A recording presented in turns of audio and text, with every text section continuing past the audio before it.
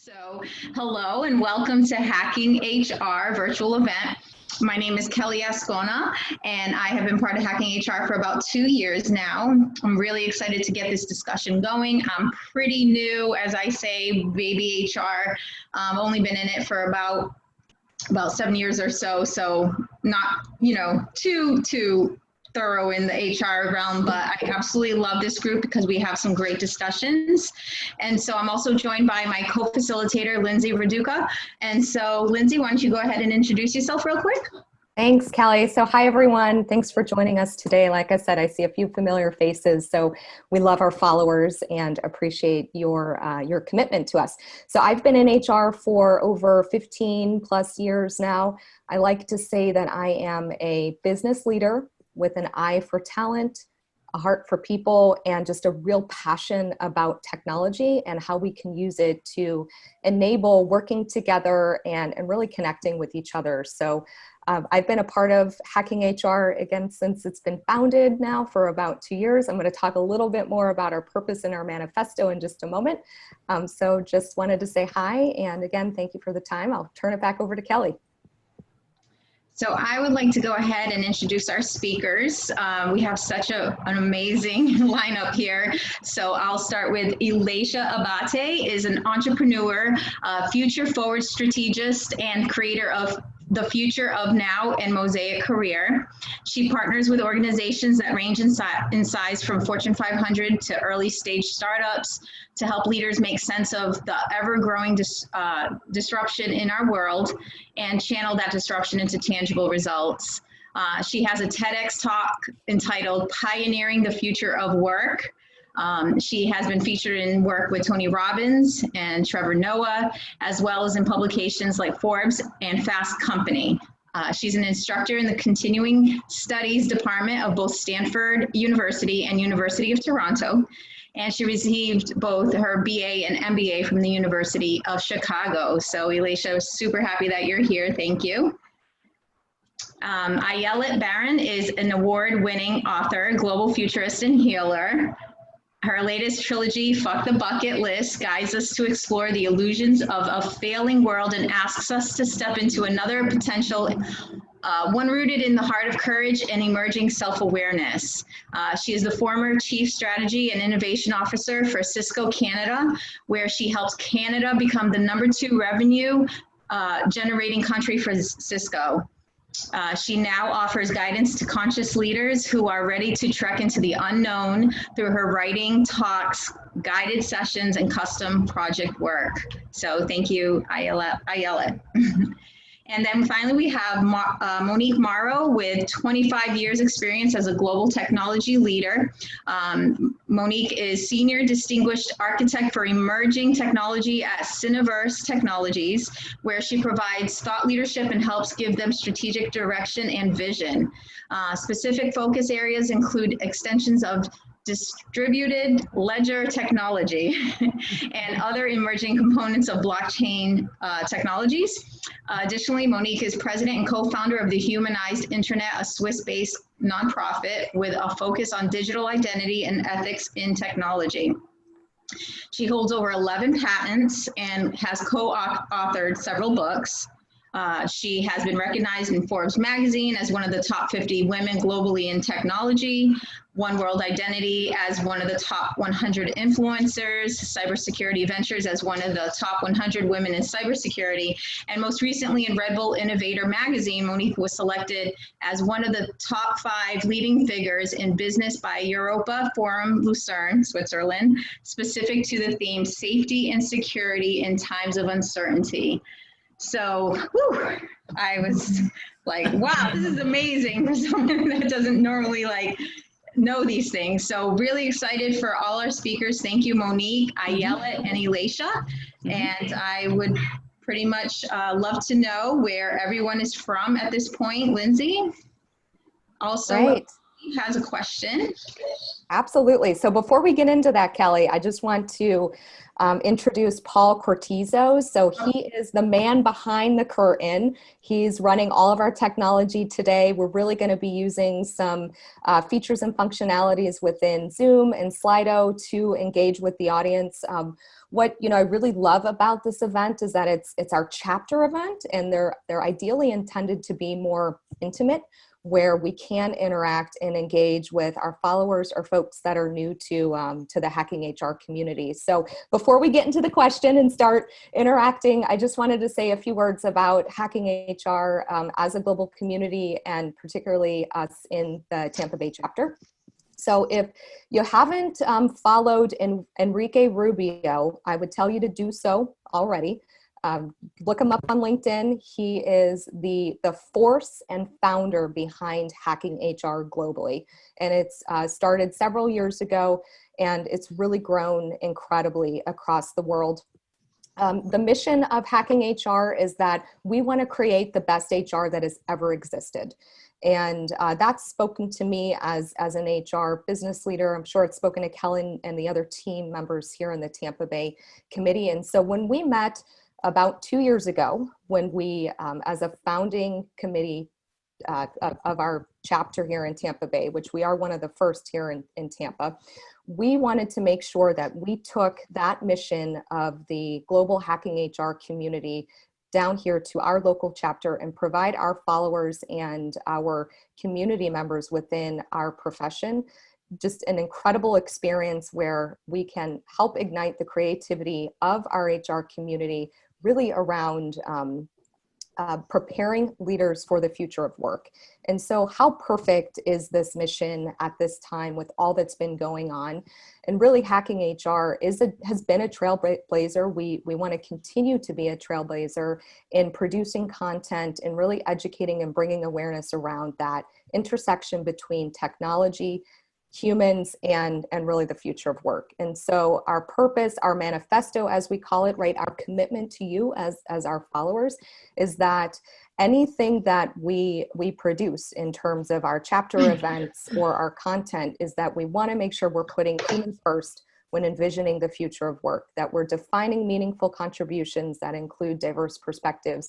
We see leadership greatness in everyone at all levels and stages of their career, and believe in that dialogue and how that leads to actionable insights. And so that really grounds us in the way that we create and develop our events. And you can see we've had several ideas for this year, taken a little bit of a backseat just given everything that's been going on in the past 9 months, but really excited to be back at it with this incredible panel of futurists that are really preparing us to look beyond 2020 and get us inspired outside of what our day-to-day has been. So a couple of ideas here. If you're interested in supporting us as a committee, please reach out to myself or to Kelly. If you're not local in Tampa Bay, which we're going to find out in just a minute, then I encourage you to go on hackinghr.com, see if there's a chapter in your community. I think there's 80 plus right now across the globe.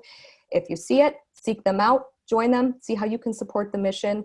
If you're from another city, which we'll see in just a minute, and you don't see your chapter listed, then I would encourage you to reach out to Enrique Rubio or to myself or Kelly. We'll get you connected with him and we can figure out how to help you start one. So just wanted to make sure we all are on the same page when it comes to Hacking HR. Like I said, several of you are followers, familiar faces, but some of you may be new.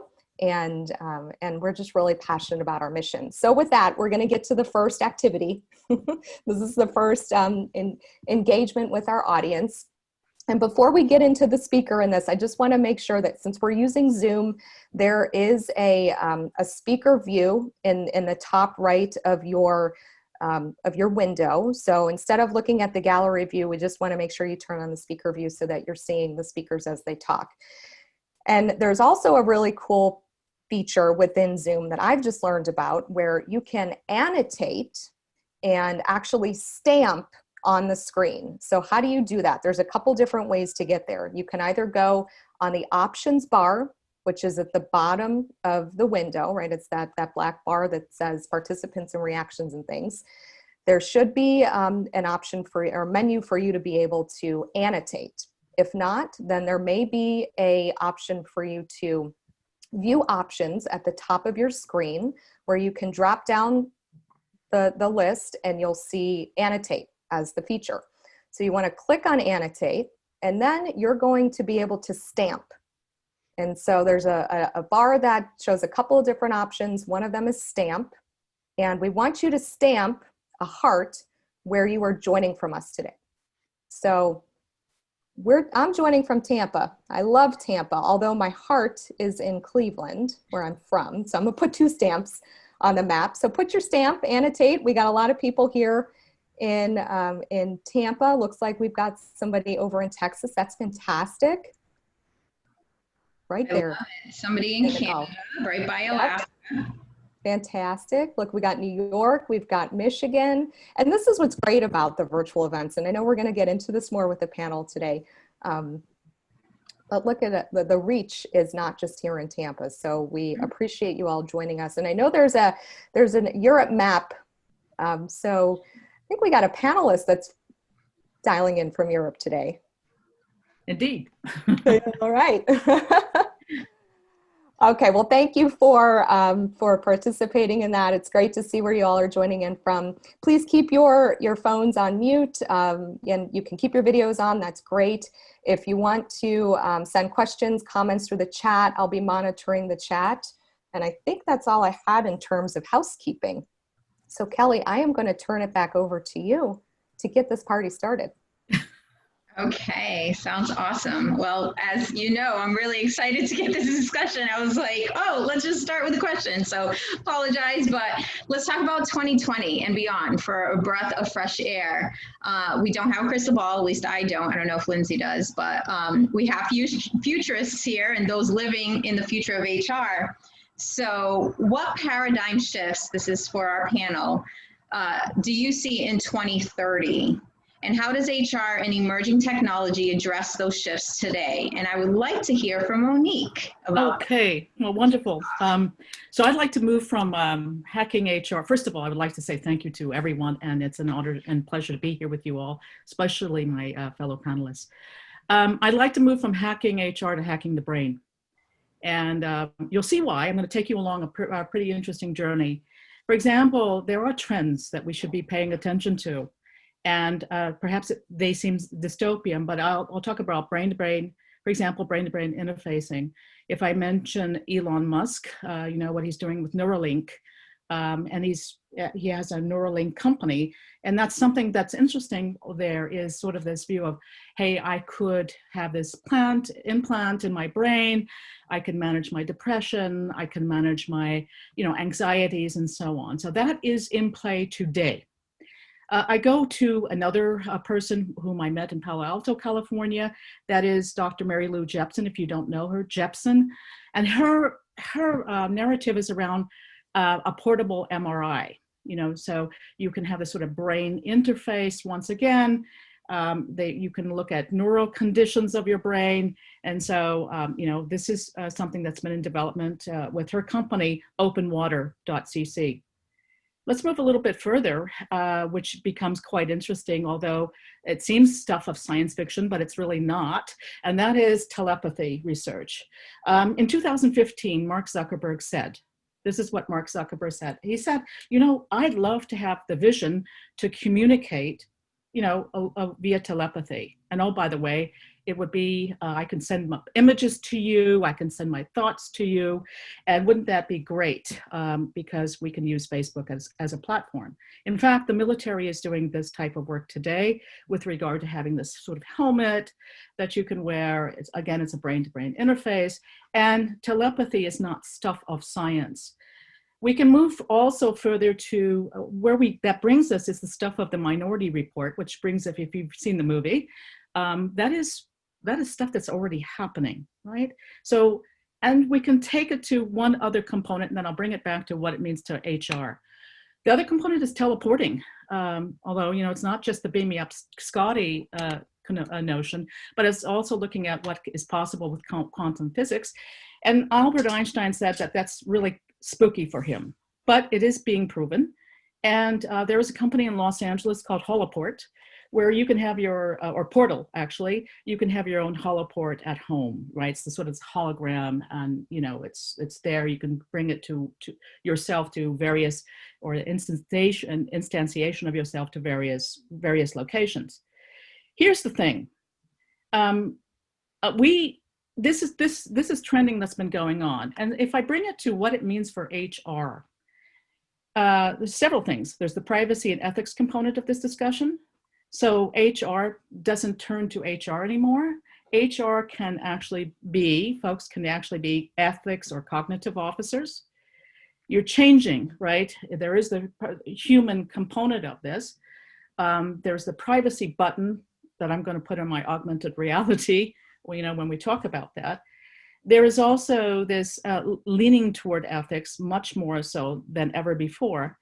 And so if I'm able in the next 10 years, 20 years, even 30 years, if you go out, if I'm able now to read your thoughts in a workforce, we don't even have regulation on that, right, at this point in time. This has been developing whilst our world has been sleeping. So human resources no longer is human resources. Human resources becomes the ethics analyst, becomes the distinguished, you have a distinguished engineering practice, now you have a distinguished cognitive analyst, right? And so, all of this stuff is happening today, and we've been using, one last point, because I think it's very important. You all have been using some of the things that are of concern to me as a person who deals with privacy quite a bit. I'm in the World Economic Forum on this topic of privacy policy. And that is, for example, I'm filming you in an interview and I can tell whether or not you're lying. I can tell what kind of figure, what kind of person you are, whether or not you're in the job. And I can have my own, we basically kind of take that data, roll it up and give it to the hiring person, right? And the thing of it is that we have to be cognizant of what that means to the person who is interviewing. Where is the human in that loop at all? So whilst, this taking the biometrics, all together and then hacking the brain all together, you have an opportunity, last 2 points, you have an opportunity to change and evolve this world, and even evolve this world in a place where it becomes very human, right? This is extremely important. You have an opportunity to look at how you deal with education and training in this space for augmented reality, and learning more and leaning into what it means to be ethical, quote unquote, what it means to deal with privacy, quote unquote. You no longer need a chief privacy officer separately. You all can have and be in that role. And that's the big opportunity I see. And so I would be very, very honored to meet the first distinguished ethics analyst in the human resources practice someday.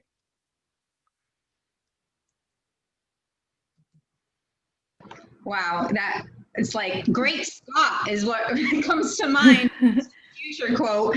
I absolutely love it, Monique. That's what you're here. We love that insight. And I was blown away when you first mentioned telepathy and everything. So I'm sure that some of our other participants probably want to chime in and let us know what they think. So sure. This is all the conversation that needs to count at the end of the day. Alicia? Yeah. So Kelly I'll take it. I love this dive into the brain and what a marvelous and magnificent tool that it is. And thanks to the technology, how we begin to blend with things that were once separate, which leads me into part of the conversation around paradigm shifts, right? So I see 3 systemic paradigm shifts that we're looking at. The first one is a shift from or to and. So in the past, either I was or technological or industrial, or entrepreneurial or corporate, or global or local or virtual, or as in Monique's example, or technological or human. And now we begin to, the barriers between what once was separate begins to shift. Secondly, as we move from a world that was linear we're moving now into a world that is exponential. So when we did planning and thinking, it was very incremental and things could be relatively predictable because 1 + 1 + 1 = 3. But 1, 2, 4, and so on is a very different sort of a game. And then thirdly, we make this shift from scarcity into abundance. And what that begins to look like as we look at opportunities, as we look at competition in the market. By the way, competition is no longer competition. It shifts over to colleague and zero-sum game, economics, fixed pie, I win, you lose, or vice versa, disappears into a game where everybody wins. And where these three paradigm shifts and how HR can begin to harness them in the notion of or to and, I think, the main thing, right? Thinking and language is so important because language creates the world that we live in. Business partner, underlying business partner means that you are not of the business. Therefore, the separation that we have been fighting against as HR forever and decades and centuries, it's inherent in the language. So shifting away from being business partner and shifting into being the business and learning the skills and tactics that it needs to be able to do that first. Secondly, linear to exponential. When we think about our planning, planning is no longer, so what is linear planning when we think about strategy, when we think about our people, when we think about moving forward? It is linear thinking is done based on what can I logically do with the resources that I have today, past to present. Versus exponential thinking, which is taking a few steps back and asking that question, what do we want to create? What kind of impact do we want to have? How do we want to use the organization that we have at our disposal to create impact? And then beginning to align skills, resources, and talents behind creating that thing. And then thirdly, when we look at scarcity into abundance, when we look at things like opportunities inside of our organizations, and when we look at who might be our partners to bring an internal initiative to life, they're likely not inside the proverbial four walls of the organization, but rather in partners and partnership outside of that. So I'll leave those three as a paradigm shifts, building on what Monique said around brain and thinking. And yes, and because in a former life, I would have been a neuroscientist, or in another life, I would have been a neuroscientist. So this is gorgeous. Can I just interrupt or interject here as part of that, because I think that's really important to note here that Alicia has just pointed out, and that is, HR is, you don't have to be the business partner anymore. You cannot, it should not be the business partner. You're integral to the business overall. And so, and with that comes so much opportunities, but keep in mind all of this great technology that's behind us, and there is always a propensity for abuse, as anything else. I just want to make one last point on the brain component here, is you could imagine that you could detect pretty quickly whether or not if you're reading my mind, whether or not I'm alcoholic, whether or not I have some level of anxiety, etc., which would be kind of scary. But then I'll go back to my privacy button. You have to read the book on the privacy button eventually. So there. So I'm going to be a little bit controversial because we expect you to be. Yes, especially with the title of your book, which we all love, and we apologize if that offends anyone, but that's Hacking HR, right? Oh, go for it. Well, I thought it was funny that you had like F and then a lot of different icons, and I just have StarCK. So, and I was really glad that Kelly said the word out loud. Because that's where we're headed. That was courageous, thank you. But that's where we're headed. I think we're, and what I'm seeing going from 2030 and beyond actually is that we're facing a timeline shift right now, and we're not talking about it. There are people on different timelines in our world. There are people that are continuing to follow the status quo, the mainstream, the safety, the comfort, and are going to be the business partners. They're not going to, they are going to be compliant. They are going to be sitting in those shoes. They're probably not going to belong to Hacking HR, but they are out here, and they're the majority of the people in our world are clinging on to safety, are clinging on to compliance and conformity. And the timeline is splitting right now. There are people, other people that are moving away from the expert role. We used to have the person in the front of the room who was the expert, who told us how things should be and gave us the 5 keys to success. And many of us are realizing that no one really knows us and who we are at the core. And, you know, as children, the question that we get asked quite a bit, and we ask ourselves, I no longer ask it, is what do you want to be when you grow up? Instead of what do you love? Where do you play? And somehow we whack out the imagination of many people as we grow older. And for me, hacking the brain is important, but also is hacking the heart.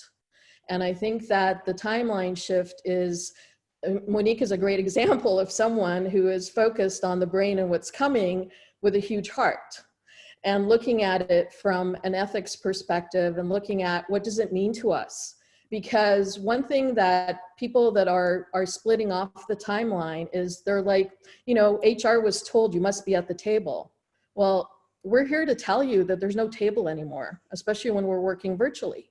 And so, you know, how you show up, who you are at the core becomes much more important, and what's in your heart.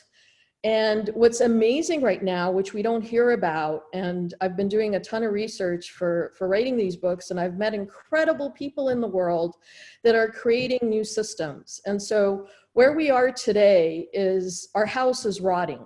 And whatever system we look at, whether it's education, whether it's business, and business is only 200 years old, it's a baby, you know? And so healthcare, all our systems are starting to rot. And so some people are building a second story on this house, some people building a third story, but there are people walking out and saying, okay, what is the next generation of healthcare? What's the next generation of education? And I actually know groups of people in the United States that are getting together with kids on telepathy, because these kids that are being born right now have these new skill sets that we weren't allowed to talk about in the past. And these children are going to be in our workforce at some point. And it's really encouraging to see people creating more Socratic learning, more healthier ways of being. And so where I'm looking at is the fact that we have created right and wrong, good and bad, appropriate and inappropriate for the lowest common denominator in society. And what many people are looking at right now is what is healthy and toxic for me, not for anyone else, because no one else knows your body. Nobody knows when you go to bed at night what you're thinking about. But when you start asking yourself, what is healthy and what is toxic for me? And then you start doing your inner work. And then when you find the compassion and gentleness and the love for yourself, you can come out and really work with other people. I mean, I want to live in a world where we're connected, where we have dialogue. I mean, I commend you guys for everything that you've done in the preparation of bringing us together, because we are living where we're headed, where the dialogue, and I so agree that language matters. I mean, in the book, it's books now. In the books, I went in and mindfully looked at where I was saying better or wrong. And I really looked at changing the language to healthy or unhealthy, because I think that's where we're headed. And the role of HR is going to become much more important when we are not the expert, but we're the facilitator. And that when we weave the threads between people and business, because the questions that are going to be coming up from the people that work with us are going to be very different in the future, because once you step into your power and once you find your voice, you're going to be asking questions. Children today are asking questions like, hey, why do we eat cows and we don't eat zebras? And when you say that's just the way it is, they don't accept it. And so there's a lot of changes that are coming. And these kids are going to teach a lot of us about really stepping into our power and finding our voice. And that is, to me, the most exciting thing. And then once we have that, then all this technology, because we understand that we're in charge, the technology doesn't lead us. I love technology, but that we are integrating technology where it makes sense in our lives. I just, again, I'm sorry I get excited about this, but several points that I'm going to pick up here. One is that we're on a tectonic shift here, a plate shift, and I totally agree with that, with your arguments or your statements, Ayelet. That's one thing. We cannot. What happens is we are trying to learn what we've been asked to unlearn for many years, to operate in a sort of this shell function, whatever you want to call it, the organization or the company per se. And now we have to relearn that. And this is very, very important. Some people most will deprecate to what they know because it's the comfort zone they know. You know, I want to play along. That's right. I'm going to play along for that next promotion, et cetera. I'm going to be very nasty here too. I mean, in that sense, because it's all about me at the end of the day. But the point you have made is that it's no longer sustainable, especially for the new people coming in. It is about the heart. And you have to think about the conflicts, or you have to think about the tragedies that you encounter throughout your day, every single day, how you manage that, let alone how you manage it in that quote unquote workforce. So different timelines, totally agree. Tectonic shift, if anything that's going to happen from this wonderful discussion here today, it's going to be a prompt to action at the end of the day, to look at what we all need to do collectively as leaders. I really like that, because everything that we just kind of went over really also goes into the baggage that HR tends to have, and kind of getting stuck in the past. I've worked with HR leaders that are just stuck in that past. So, you know, getting stuck looking backward at all the things I could have done better, instead of feeling guilty about how HR is not where we want it to be, and we want to dump the baggage and negative thoughts and talk about where we're going. So tell us one piece of technology and one strategy to address this baggage and help the audience prepare for the exponential change of the future. And I'll actually bring it back to Ayelet. So limiting beliefs, I'm just going to take one step back, are so important to us. I have an exercise in the first book that asks you your baggage and ask you what you're packing. And so, you know, when you put your cosmetics and your clothes and whatever in one bag, that's great. But if you were going to take a trip of a lifetime, what are you going to pack in terms of your grief, in terms of your shadows, in terms of your trauma, in terms of your joy and your play? And what are you dragging around with you every day? Because the limiting beliefs, the biggest virus we're facing right now is fear, is the virus of the mind. And, you know, it's a tough one. And I think that the more that each of us does our inner work and really gets in tune with ourselves, the technology is out here. We don't have social networks yet. We have advertising and business models that are called social, but we haven't seen what's possible in social. There are many of us that are starting to build true social networks for the future when we can connect heart to heart. The networks of the future will not have followers. They will not have likes. They will have discussion and co-creation. We would be able to find each other based on what we want to create in the world. It's amazing to me when I was at Cisco and I was working on the leadership team of emerging markets, and I have to find people who graduated from different universities, and we couldn't find them. And so I had to go into LinkedIn to find out where people graduated from so we can put it together. And then when I was on the leadership team for Canada and this big Chinese company was coming into our patch, you know, I went into LinkedIn and I saw who worked there, who didn't, who can we bring in for conversation? How do we look at this? We have this technology that tells us what we're supposed to do. When we step into our shoes and when we step into our powers and when we address our limiting beliefs, we use the technology that's available for our advantage. It doesn't lead us. We're in this mess in the world right now because we lead with structure. We lead about what we're creating, why we're here. That's what's possible. And what's exciting for me is to really look at ways to create conversation.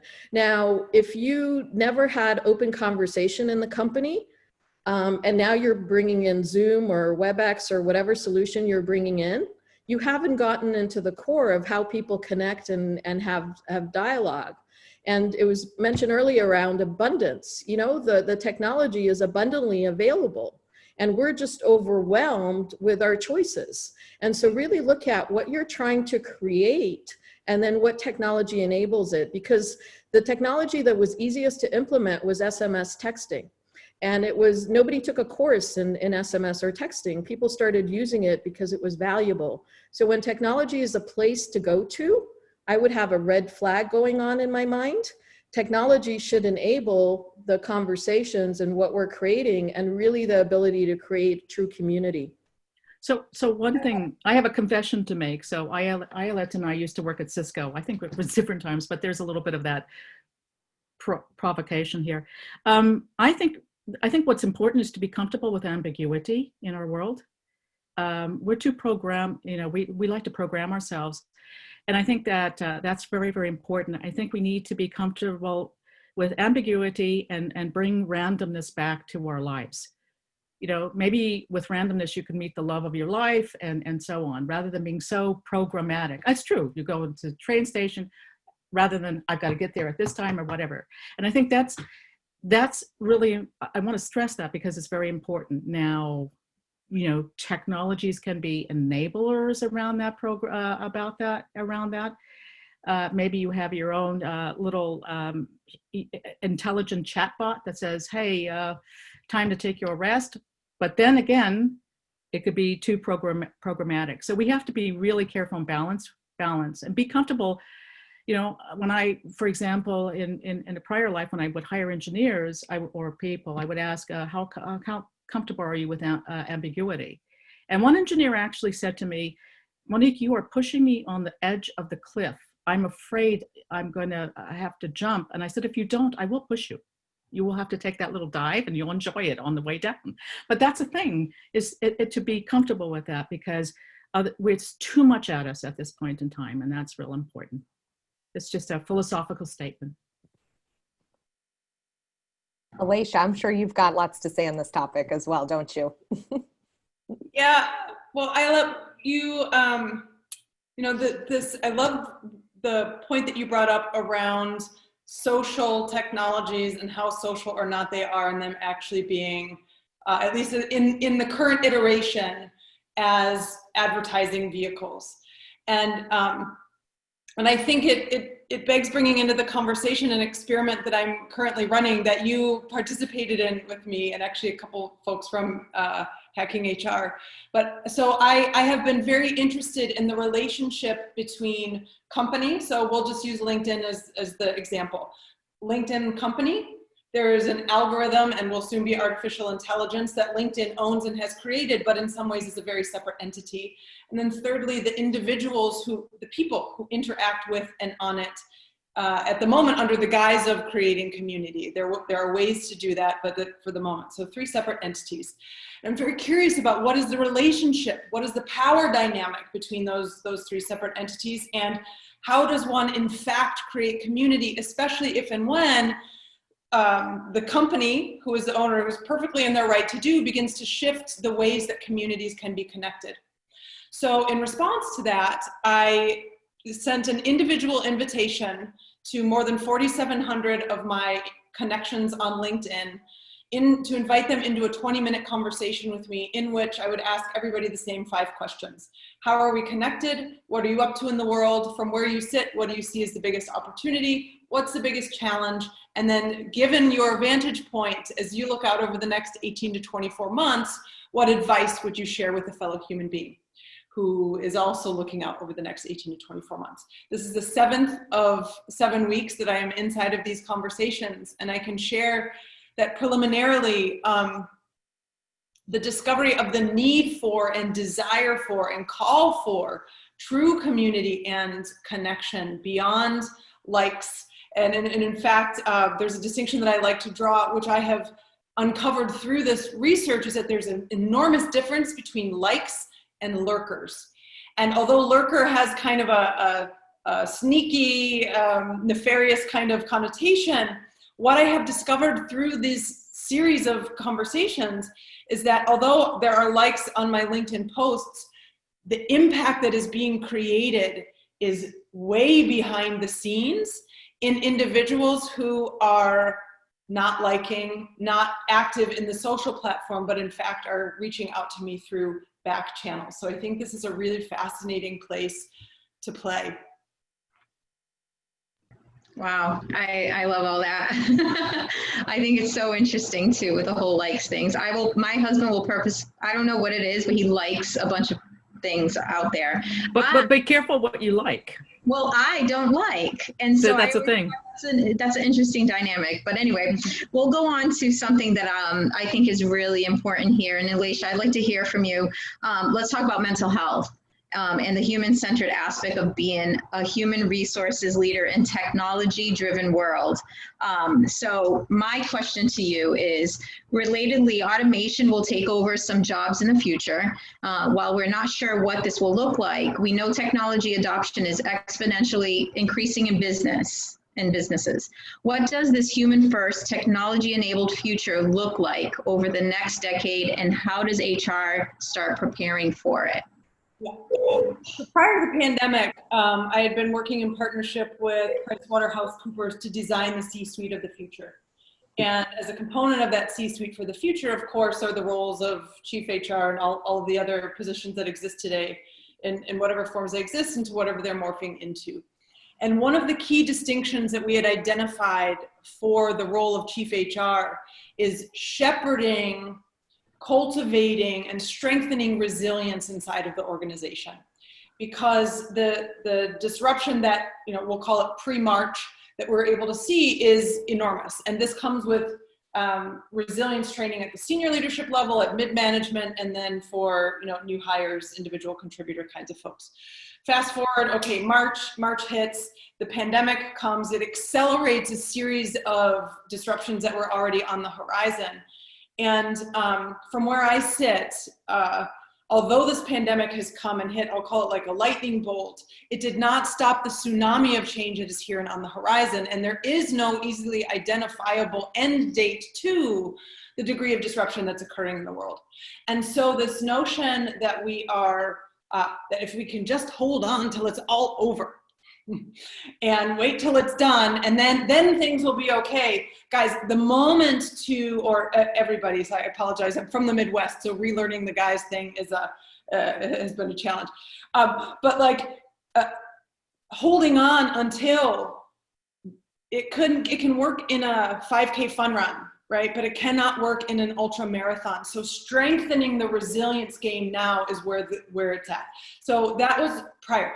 Through this LinkedIn experience that I have shared with you, I've had roughly 160, 170 conversations so far.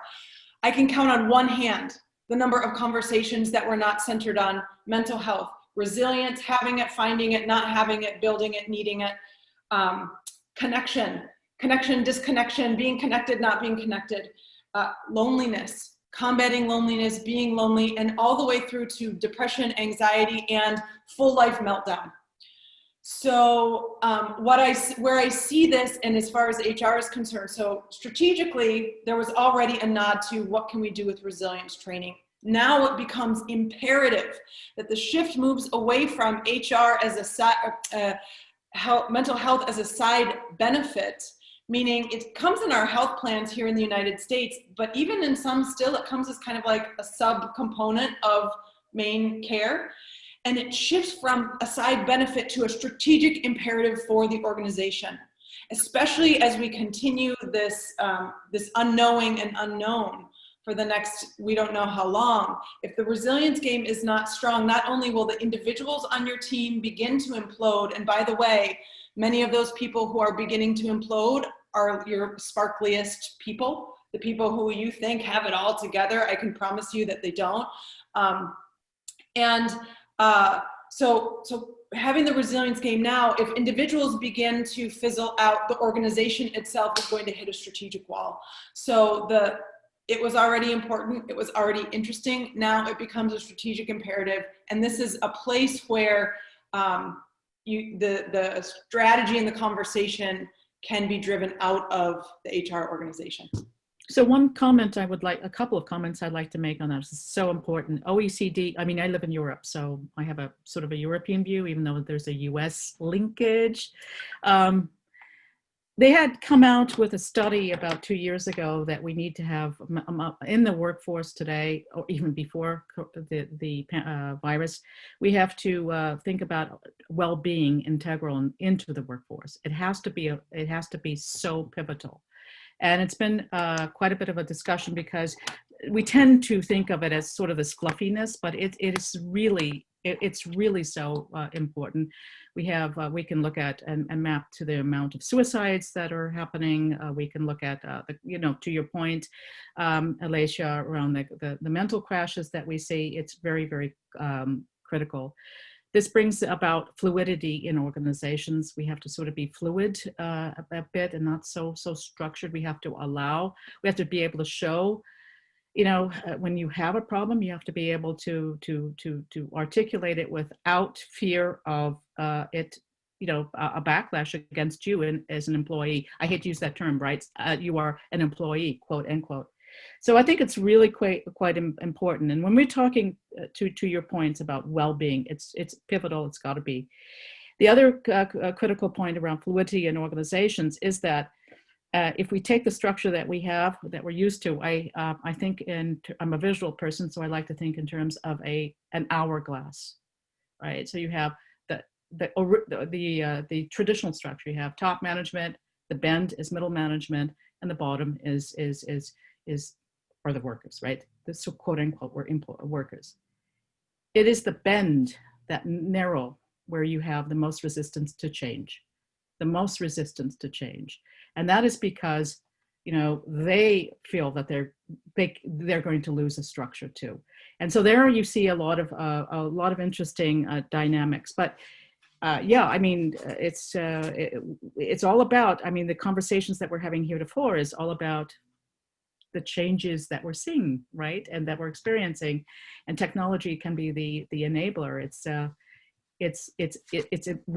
We are the future. The future's here, right? So to speak, it is here, and we just have to be cognizant of some of the big issues that we're seeing, especially due to the well-being component. So the OECD report is worth reading. This is such an important aspect because these are things that we don't talk about. We haven't seen the impact yet of these times. I think everybody in our personal life are seeing it, whether it's an increase of illness.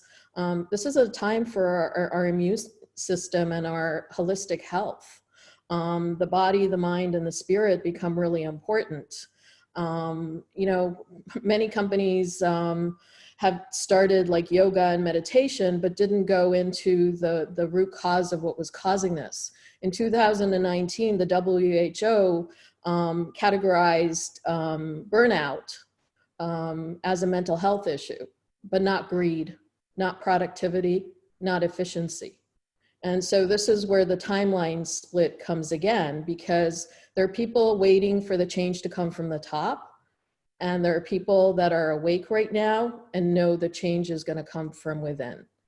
And that is a big difference that's taking place. When you realize that leadership is not outside yourself, that you don't need to wait for some expert to tell you how to be, and you start speaking up and really looking at what you want to create during this precious time that you have on earth. This is a very different mindset that people are adopting. And I think one of the biggest things that we're seeing is, and for me personally, I saw it when I took a trip I never thought I would take to the Amazon rainforest in 2014. And, it was a trip I never imagined even taking because, and I got invited to it, and I went with Lynn Twist and a group of 17 women on a trip for maternal health. And I really realized when I came out of the forest how separated we are from nature, how we think we're so brilliant, we're so smart. And we are, don't get me wrong, we are. But the separation from nature is what we're seeing right now is a big mental health issue. Because people who have not been allowed out, and in some countries there's been martial law, You know, you have to look at the world in a totally different lens of how this has been impacting different people around the world, especially if you're working for a global organization.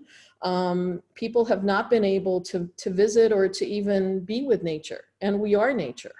And so the more that we get aligned with the mental health issues, the more that we find people saying, hey, why is burnout? Why don't we look at the cause of burnout and address the root cause of what's burning us out versus putting more Band-Aids on a rotting house. You know, we just keep building more and more stories on this house.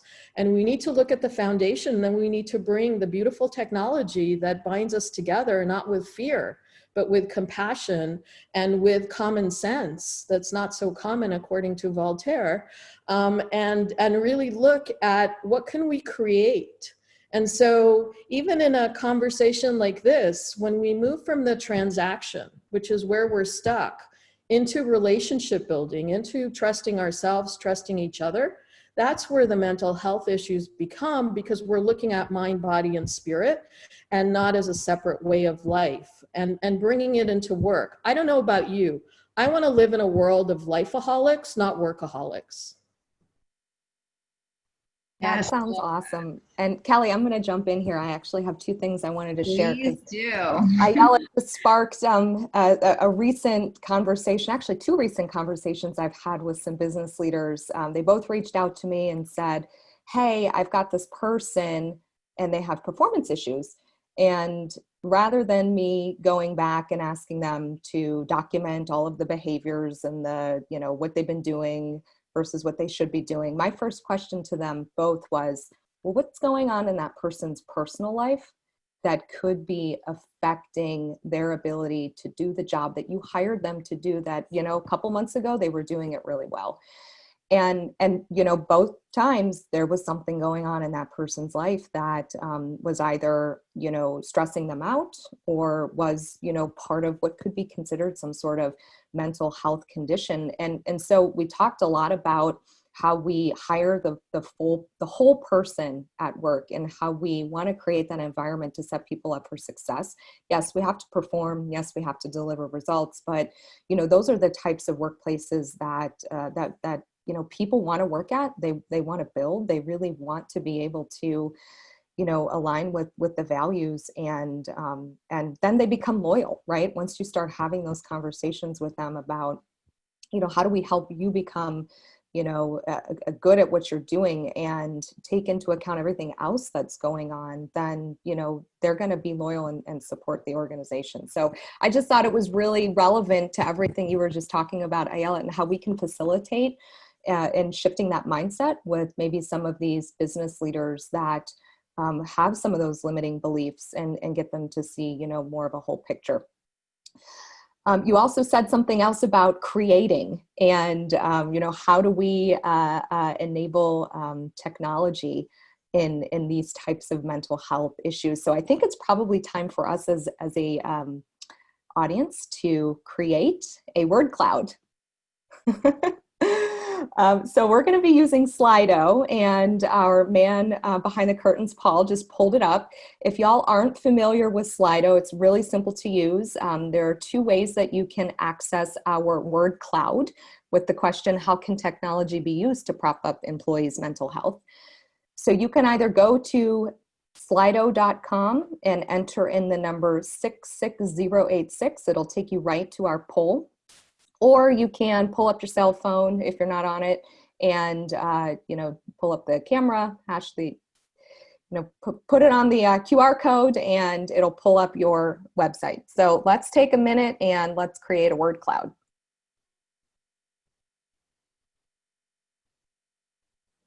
So how can technology be used to prop up employees' health? Let's add a couple of words in here. We've got one.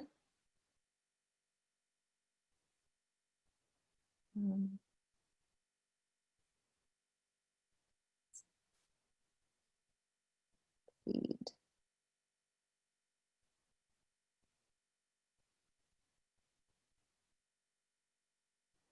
See people typing away, those that I can see. Access. There we go.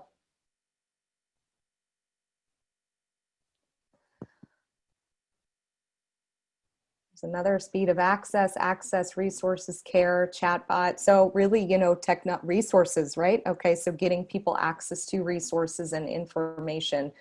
So one of the, more resources, here we go.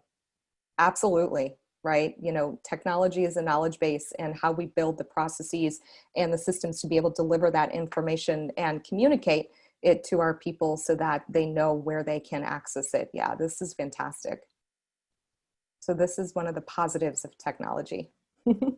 All right, thank you all for playing. We had 9 people.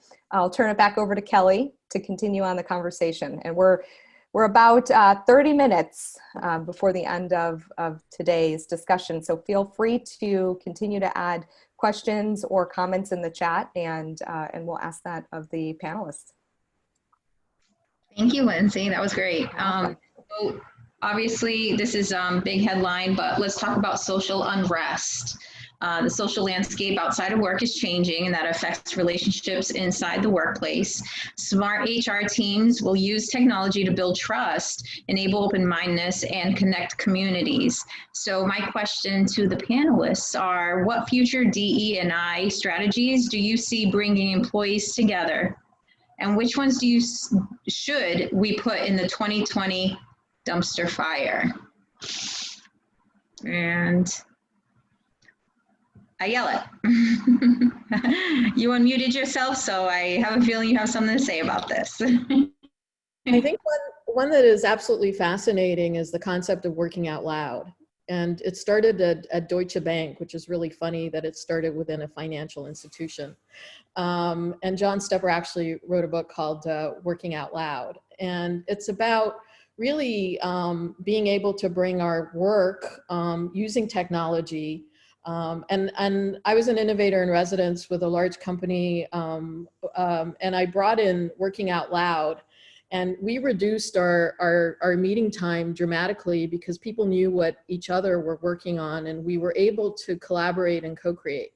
I think one of the things that we still haven't scratched the surface on is our ability to be open at work. We're all now told to wear these masks, but there's this facade and mask that people are wearing where they're scared to say what's going on with them, that, they're not telling people, well, this pandemic was so hard on my parents. My mom has cancer right now, and it's really hard. I don't know what to do, and I can't go hug her, and I can't go be with her. And there's all this new stuff that has come into our world where, I personally believe that diversity and inclusion, I know it's different in the States because there's all these policies, just like corporate social responsibility in the future should not be a department. There should be a department that looks at the policy part of it, the ethics part of it, but every business should have a conscience. Every manager should know how to hire the best talent for the region. Having worked in close to 100 countries around the world, I really learned the difference. It was interesting. One day I got a call from the diversity and inclusion person in San Jose, and who asked me, in emerging markets, I yell at, what is the capital of Latin America? So I told him it was Miami because that's where most of our leaders worked from. They weren't living in Latin America. They were in Miami. And I got asked, how many African Americans do we have in emerging markets? And I was like, well, we cover the entire continent of Africa. I'm not sure what you're asking. And so this is a time to really be able to question everything, and for us to be able to educate each other.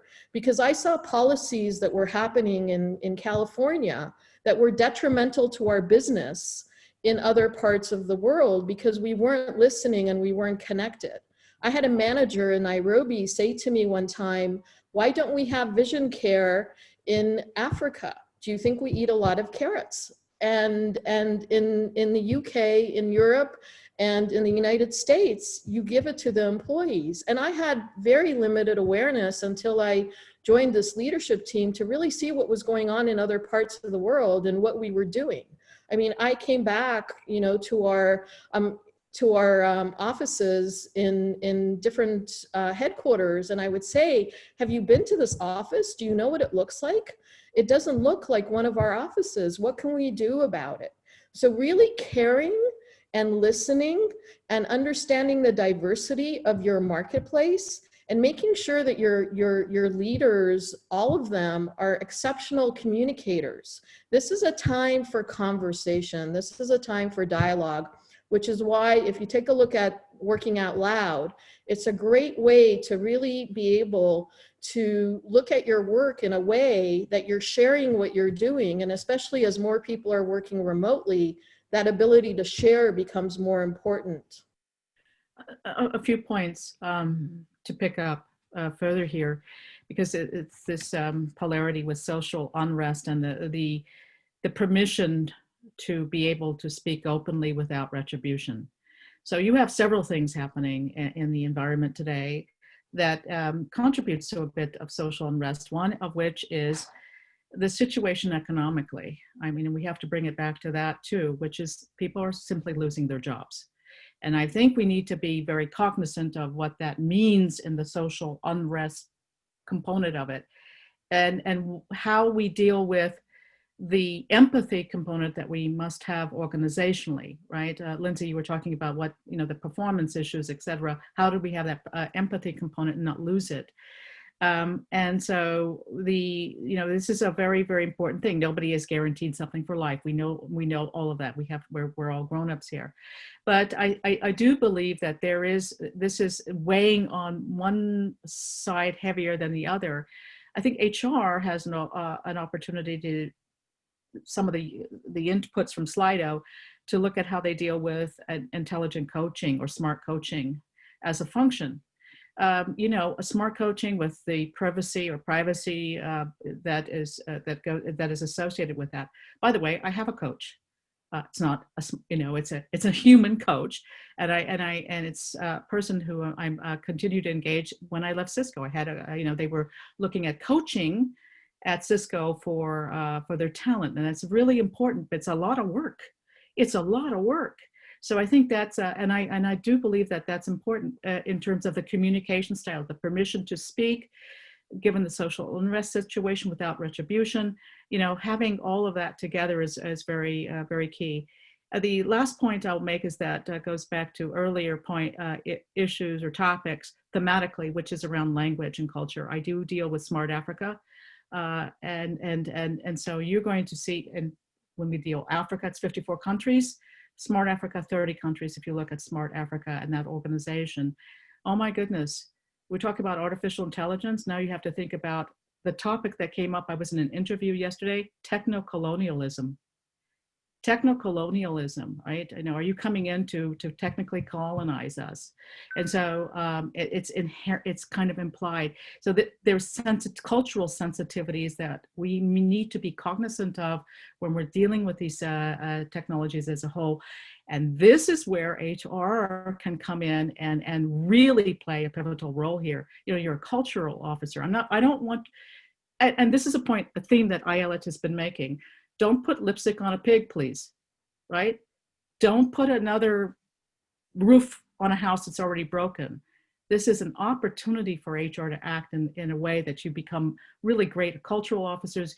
You're more than CSR. You are operating. There is this notion of being able, this is the brand that I adhere to, is technology for good. It's like, sort of this digital Hippocratic oath, or transformation digitally Hippocratic oath is very, very important. So I just see opportunities in the social unrest discussion, but also it's going to push you all to another capability, which is really, really critical. Because you can see coaching is fragmented now. Coaching is fragmented. Why not offer that as HR? Why not be that, right? And without any retribution to the individual who wants to have that conversation. So I'd like to bring a different lens into this conversation about diversity, equity, and inclusion, and especially here in the United States right now. We are less than a week away from an election, in front of an election that, whatever the outcome, there is going to be uprising on multiple sides. And particularly here in the United States, and we have had, since George Floyd's murder, we have had an active conversation about diversity, equity, and inclusion, what that means and how it needs to shift. So it is likely, and I am not a woman of color, and none of the three of us are who are on the panel, so I will simply do my best to call attention to an opportunity that people have. The people of color, and particularly the Black and African American people of color in the United States, are tired and will likely be under mental duress thanks to the situation that's going on. So reaching out to the people of color on your team, not in the weird, wonky, like, send me a text, how are you doing, you don't need to respond to me kind of thing. But being aware that the political situation in the United States right now is likely exacerbating what has been going on, well, for centuries, but what has been going on since George Floyd's murder and the more than 100 days of protests in the US. So that's something to pay attention to right now, like acutely in this moment. And as we begin to look at future moving forward, and what does diversity, equity, and inclusion mean in the face of social unrest, and there are conversations to be had around recruitment. Not only sort of are we recruiting specifically for certain a mix that truly represents the world that we're living in, but are we recruiting on campuses like historically Black colleges in the United States, for example? We move from recruitment, we move into promotion inside of your organizations. What do you have in place to ensure that the prime promotions, the key projects, and the opportunities that are often rocket ships to the executive suite are not only given to people who look like the white people who are already in charge, but also are truly diverse and open and available to people. And when we're talking about leadership and shift, this is a place to be listening. What do the people inside of your organization need, and what does change really mean? So great if you're working at a company that posted and shared a Black Lives Matter marketing message, okay, and what are the steps that you've taken beyond that, and what are you doing to actually fix something? And that moves from recruiting, and this is something that HR can do in partnership with procurement. What does your supplier diversity look like? The one person of color on your team in a thing, it is not their responsibility to coach the entire organization on diversity, equity, and inclusion. And so hiring somebody or a team of people to work on diversity, equity, and inclusion, so that you are not once again additionally burdening the people of color who are on your team to solve something that, if I might be so bold as to say, should have been there in the first place from the beginning. So this is an opportunity that is present, and the present moment that we're in is only and always a manifestation of everything that came before it. So in the present, we are now actually creating the future that is here and that's coming. And so now is the opportunity to begin to make these shifts and to truly make our organizations and the economic and employment opportunities available to everybody, truly accessible to every single one. And then just I'll land on a final note. The retention of people of color on your team, simply because you have promoted one person, if that person is not seeing people who look like them in that same leadership room, it's likely you're going to lose them. So this is not just one individual. We have people who look different from us now. It's how do we create the place and space so that people of all kinds feel comfortable and have the conditions in which to thrive. Alicia, I love what you're saying. And just to take that a little bit further, I've been doing some facilitations of DEI sessions with organizations, and, talk a lot about building that awareness, especially around our biases because, you know, we've used the word baggage, and our biases can be baggage. We all have them. It's just, you know, how do we recognize them? How do we acknowledge it? And then how do we, you know, identify ways that we can mitigate it so that we can be those allies and those advocates for diverse groups within an organization. And so I'm going to share something with everybody in the chat. It's a Harvard Business Review test.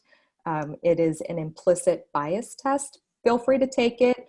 It's something that, you know, has brought me some ahas, and I'm working actively to identify those and really create that inclusive environment, because that's what's going to be the competitive advantage in the future for businesses. And it's really just the right thing to do for our humans. So I love everything that you're saying, and, you know, really appreciate you talking about the topic, which can make, you know, a lot of us feel a bit uncomfortable. Well, just another point, which is, you know, which resonates highly.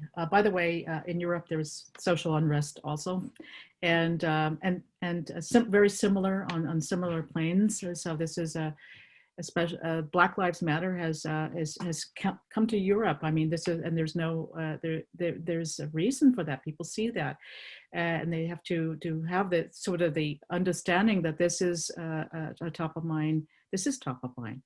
Here are the things. If your organization does not reflect the society or look like the society that you are in, forget it. You've got to start questioning yourselves. What are we looking like as an organization? The talent's always there. The talent has always been there. When people say you can't find the talent, you're not looking hard enough. Full stop. That's the, you know, this is the whole deal. You know, and also the opportunity.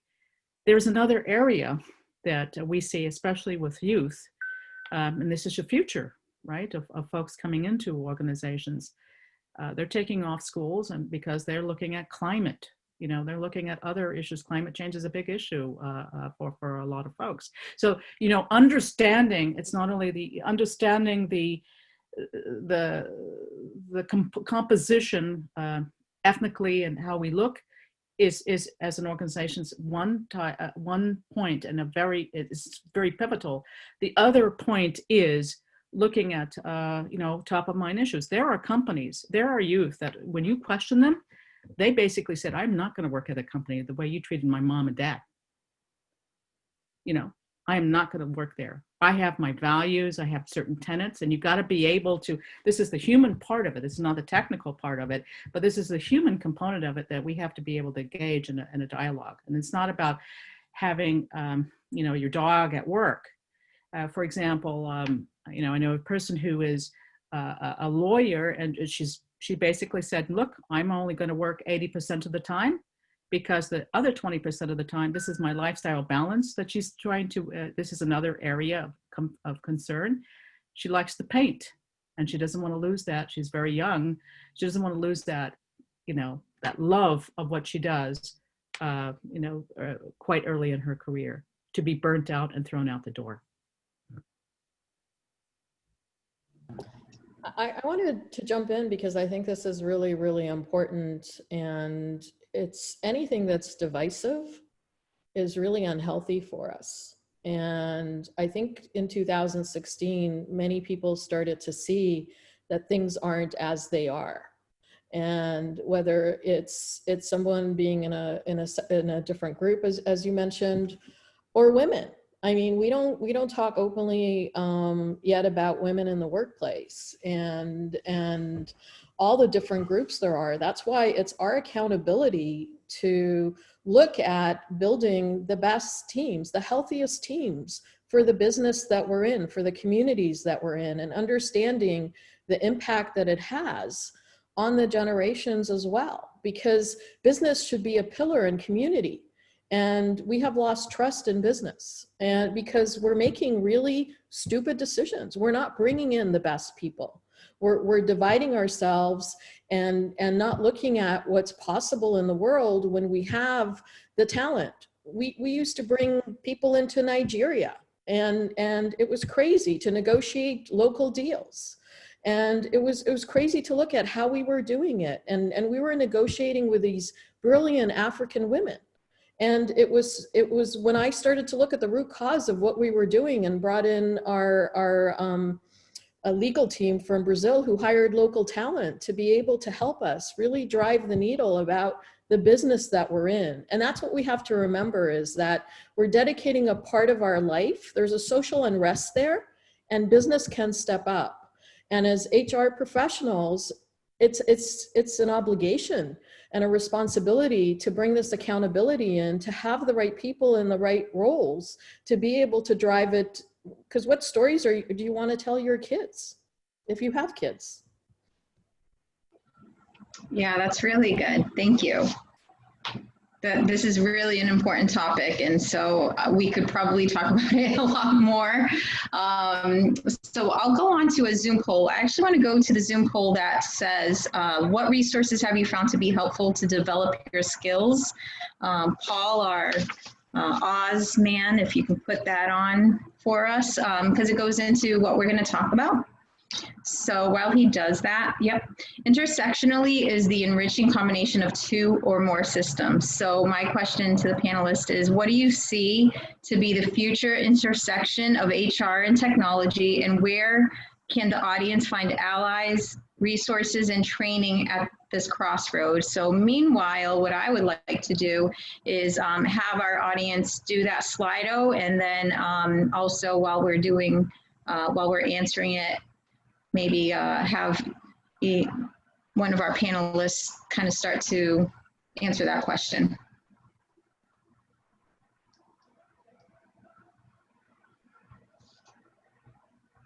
So Monique, do you want to, or?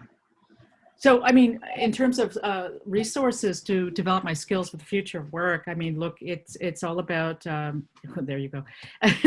For me, it's the networking. It's the human component of it. I think that's very, very important. It's the content that I've already talked about, which is really having that personalized coach, etc. I think I will say there, when it's looking at some of the content that's posting here, is that learning is a lifetime opportunity. You know, you have to upskill your skills constantly. You don't wait for an organization to say you have to upskill yourself. For me, it's always been personally a lifetime. And I think that's very, very critical. I always say that if you don't change yourself, if you don't push yourself, quote unquote, you will be pushed out. And so these are the things to challenge yourself. It's like fitness, right? So that's very, very, very key. I think events like this which is wonderful, because these set the conversations that need to happen. You know, I got into blockchain and then decided to get a master's degree in blockchain. Why? Because it was the time to do it. And so, you know, you're never too old and you're never too young, you know, so always challenge yourself for that. I'm a curious person, so I like to go deep and understand, you know, themes and topics. And I think that's really, really very, very important. And then of course it's the exchanges that we're having. I want to say one thing that I think that it would be great. When you engage people to solve problems, especially in an organization, if you're talking about employees or members of your tribe, you'd be surprised, you know, having a hackathon around particular issues, how engaging they are. And let me just give you one example of that. So we were in Europe, we were in March in Switzerland, and most of Europe was shut down. So what we were doing was having this sort of hackathons, hack for COVID-19 and hack over the weekend type of thing. And so rather than being a mentor, I actually joined a team. I was astounded because it was great because I was in a group like several generations. I mean, it was just really, really cool. And the thinking that went on was so creative. The thinking that went on, it was an entire weekend. It went from Friday, Saturday to Sunday. And it was exciting. And I think that, and the problem, and what happened was we had also the capability to have discussions with parliamentarians. So the equivalent of members of the House of Representatives, you know, the US equivalent, which was really great. And then you had people from HR involved also, because they were looking at the input of, well, what does this mean to hack for COVID? What would it mean for my organization? So my point is, don't wait for stuff to happen to you. update and upskill yourself constantly, challenge yourself constantly. And when you're talking organizationally about members of your tribe, engage them in the conversation.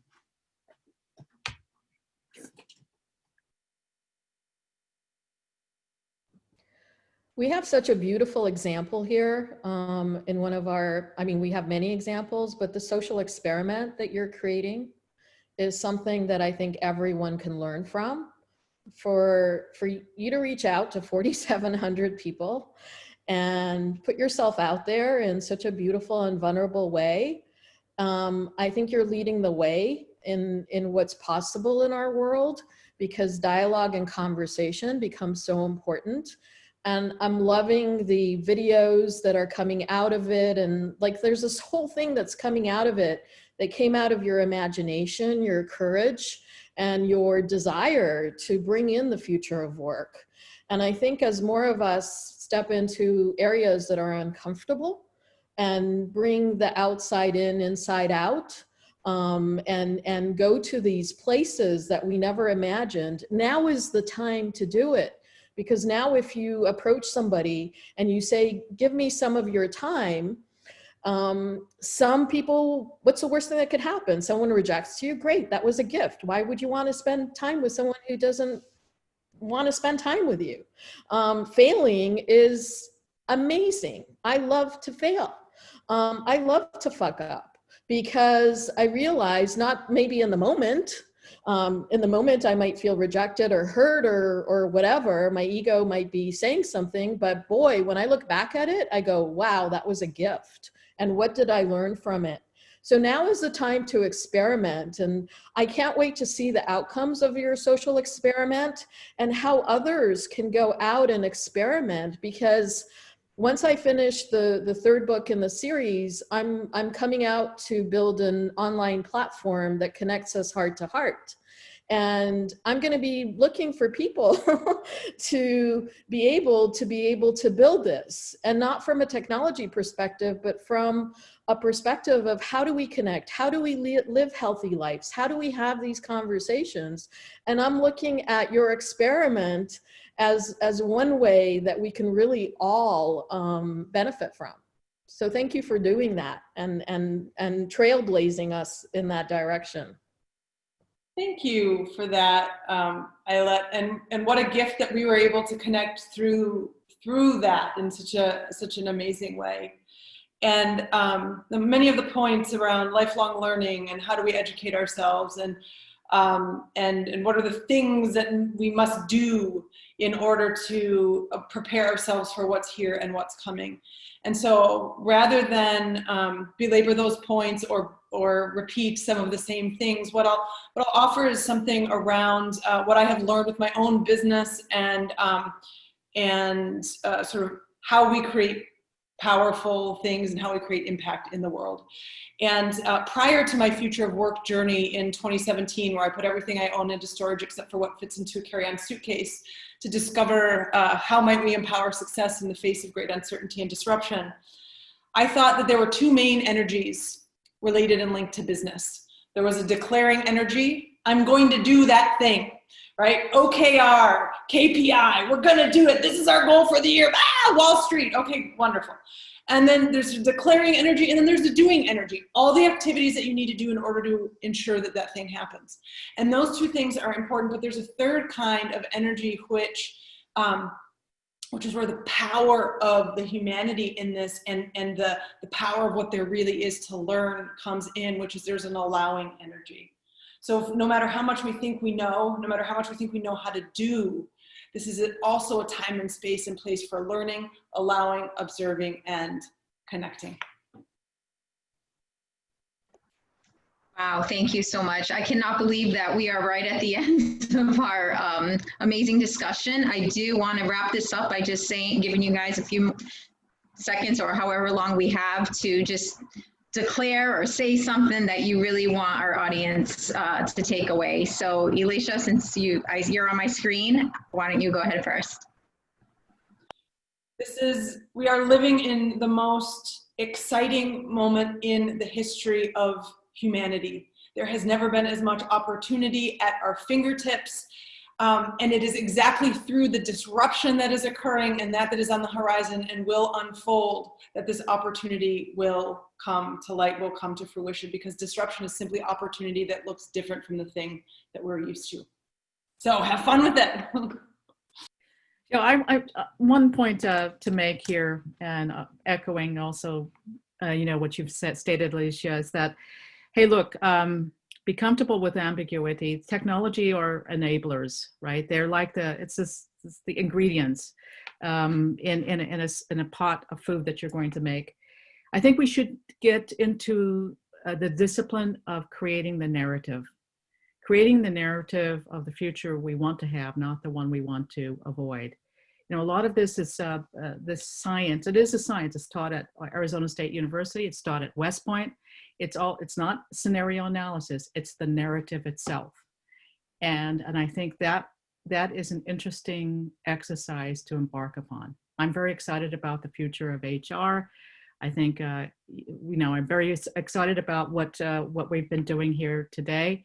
And we're going to have fun in the process of change. We were born for this. I'm so in agreement. We were born for this time, and we are here. And we are here to discover our own wonder. We are here to trek into the unknown without a blueprint. And we're here to trust our heart and get in touch with our mind, because all these cool technologies are coming, but we have to be very focused in our heart. It's time for conscious leaders to step up. And when you are conscious, you don't see problems. You look at a problem and you say, what is the opportunity here? And so this is the time for HR and for each one of us to become opportunity creators, to look at the problems and say, great, that's a problem. But imagine, instead of solving humanity's biggest problems, that we addressed humanity's biggest opportunities. And that's why we're here. And thank you. Well, thank you again, Elisha, Monique, and Ayala. I cannot tell you how thankful we are to have this discussion today, and all of the thought leadership and the future of work was amazing. So I just want to say thank you to everyone that logged in and participated with us.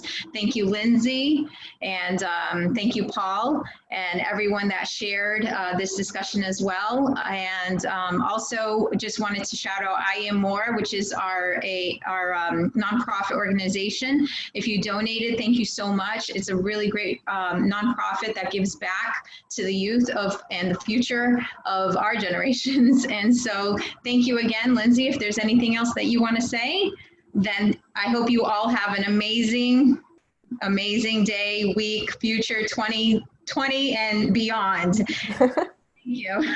Thank you, Kelly. That was fantastic. Thanks, everyone.